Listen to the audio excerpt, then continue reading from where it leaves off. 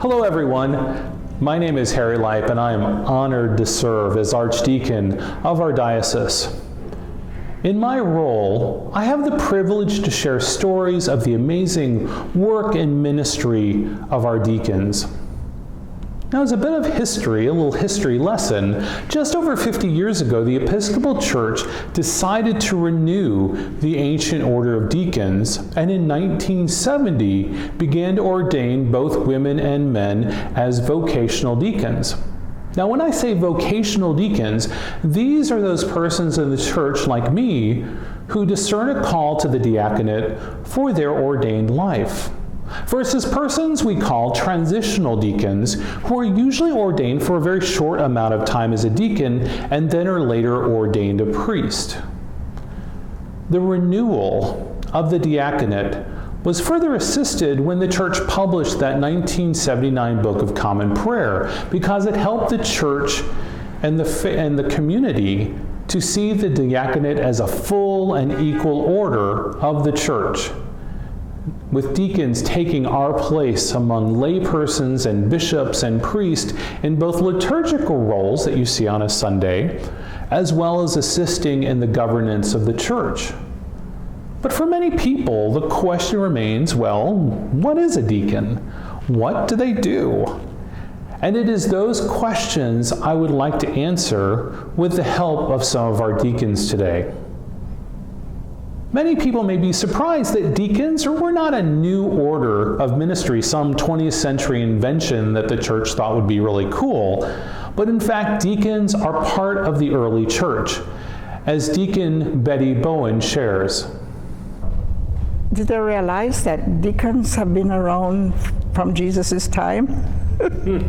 So we've been around for a long time, and every now and again you hear a story about a deacon in the gospel.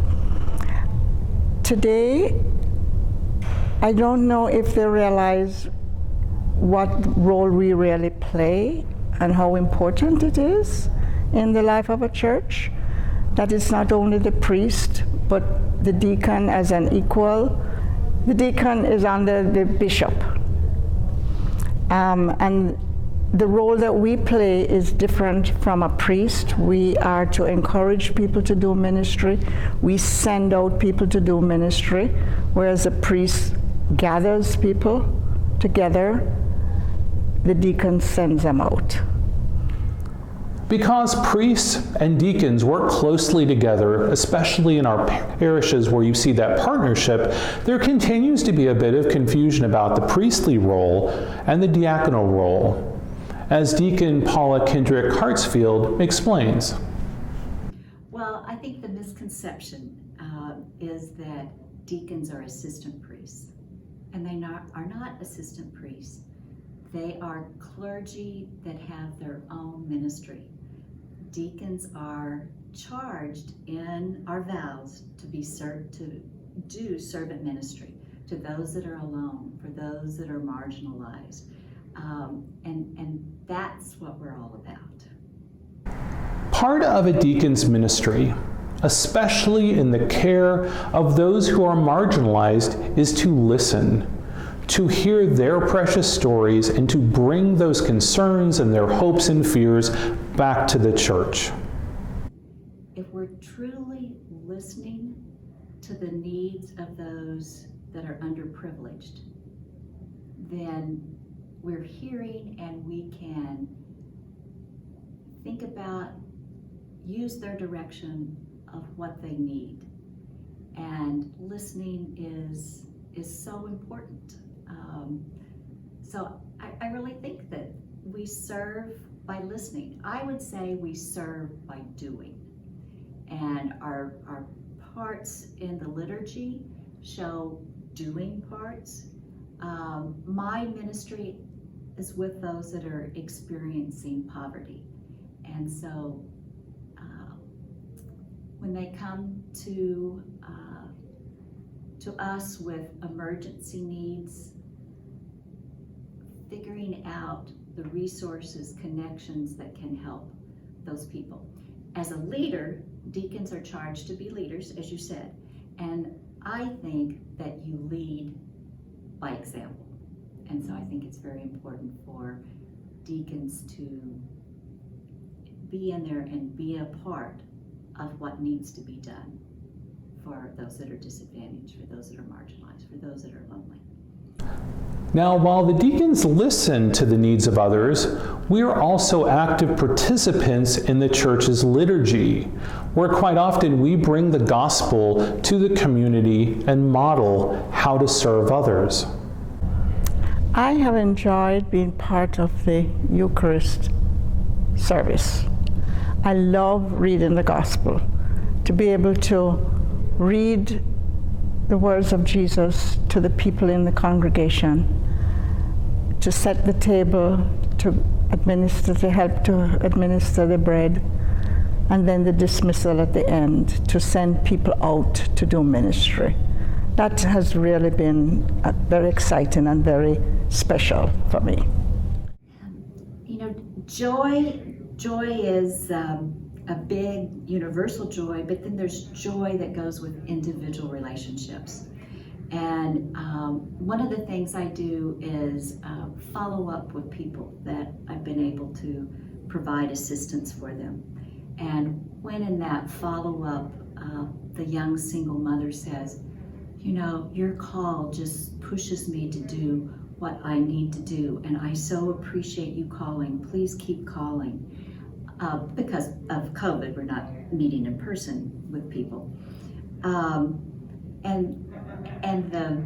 the family, that their big barrier was not having transportation.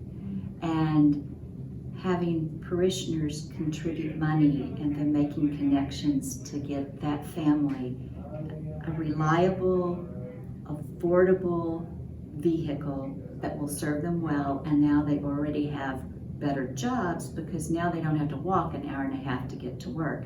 They can use their vehicle. That brings joy to my heart that stays in my heart. Joy is when I am able to think of something, when something comes to mind that maybe we need to be doing something, and I go and ask somebody to pray about it, and would they like to do this? Just recently, I asked 2 or 3 people to join the lay Eucharistic ministry, visitors, and I asked them to pray about it. It's something they never thought about. And this past Sunday, a lady went out for the first time and came back and said, "Thank you ever so much for showing me, asking me to do this, because I would never have thought of it." That is, yes, God, yes, thank you. So there have been many joys like that, you know, when you reach out to somebody and ask them to help and they enjoy it, they like to do it, that gives me joy. With so many dreadful things going on in the world right now, our continued struggle with COVID, racism, poverty, just to name a few, deacons continually remind the community, we remind the church that in faithful service, we are living out our baptismal vows. We put our hands and hearts to work by respecting the dignity of our siblings, who are beloved children of God, made in God's image. I try to see God in the faces of the people that I serve. And sometimes that's a little easier than other times. But always to see God in the people that need help. In all sorts of different ways, you know, you see God with you, because God's in here with you all the time. And you look through the eyes of God to do ministry and see God in people.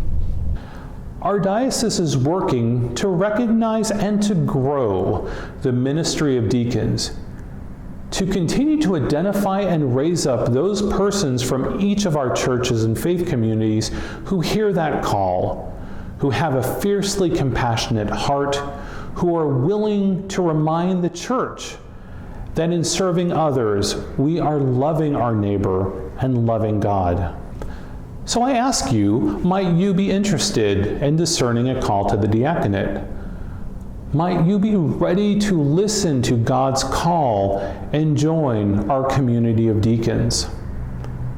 Soon there will be new discernment materials and educational opportunities which will help you learn more about the work and ministry of our mighty deacons in this diocese. In the meantime, please find more about us on the diocesan webpage at diocesemo.org, Community of Deacons. I am Betty Bowen, and I have great joy in being a deacon. I'm Paula Kendrick Hartsfield, and I'm a deacon. My name is Barbie Cluck, and I am a deacon. I'm Beth Simpson, and I'm a deacon. My name is Chester Hines, and I'm a deacon. My name is Dana, and I'm a deacon. I'm Jan O'Neill, a deacon in the Diocese of Missouri and God's beautiful world. I'm Deb Goldfeder, and I'm a deacon. Hi, my name is Janet, and I'm a deacon. I'm Jerry Birdsong, and I'm a deacon. I'm Pat Peets, and I'm blessed to be a deacon. Hi, I'm Shelley Reed Levy, and I'm a deacon. My name is Susan Naylor, and I am a deacon. My name is Harry Leip, and I am a deacon.